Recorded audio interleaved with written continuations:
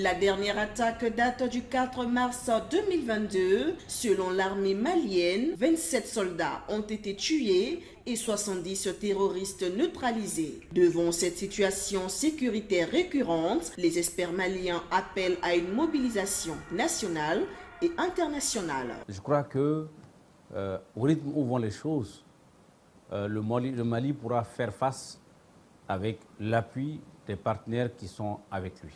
Rappelons que cela fait presque 8 ans, 9 ans, que plusieurs dizaines de milliers de soldats étrangers sont sur le Mali, sur le sol malien, et n'arrivent pas à faire face à ces djihadistes qui, on ne sait pas, opèrent d'où, comment et quand.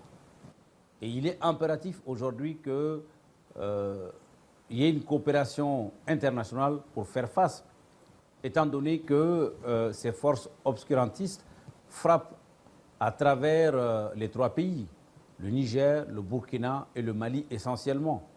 On a des ouvertures de fronts tels que le Bénin récemment. Donc ça veut dire que la nébuleuse elle est devenue internationale.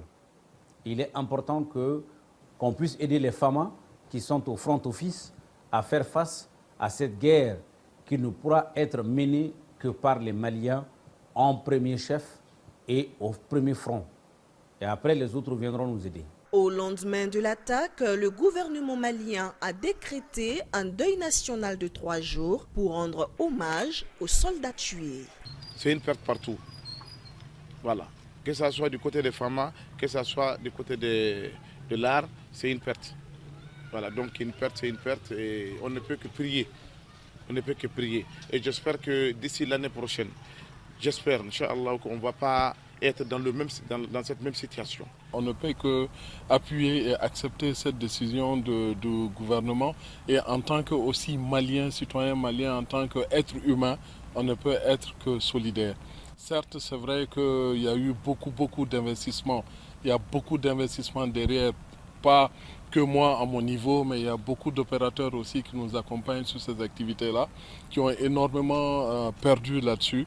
Mais on s'est dit que tant qu'on est en vie, on prie Dieu, on aura toujours des occasions pour se rattraper. Et on prie Dieu que vraiment que ces choses-là ne s'arrêtent dans notre pays, quoi. Vraiment, dans notre boulot, nous essayons toujours de mettre en avant un Mali positif, un Mali debout, un Mali qui soutient l'armée, un Mali qui soutient les autorités dans leur politique de sécurisation de notre pays.